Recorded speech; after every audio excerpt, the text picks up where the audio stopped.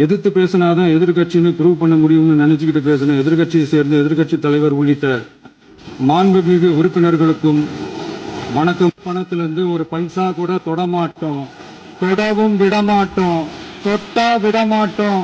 இதுக்கு முன்னாடி தொட்டவங்களையும் விடமாட்டோம்.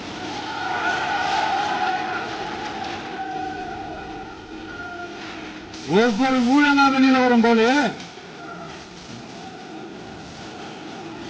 ஒவ்வொரு வேஷமா கலந்துரும் போது இங்க இருக்கிற நிறைய பேரு நடுங்கி போய் இதுல நம்ம மேல அவதூறு வேறு. இப்ப புதுசா ஒரு வெப்பன் ஒண்ணு கொண்டு வந்திருக்காங்க. அது என்ன தெரியுமா? அவங்க தயவால தான் நம்ம ஆட்சி நடக்குதான். மக்கள் தயவால இந்த ஆட்சி நடந்துகிட்டு இருக்கு. மனசாட்சி உள்ள கட்சிகளோட ஆதரவால இந்த ஆட்சி நடந்துகிட்டு இருக்கு.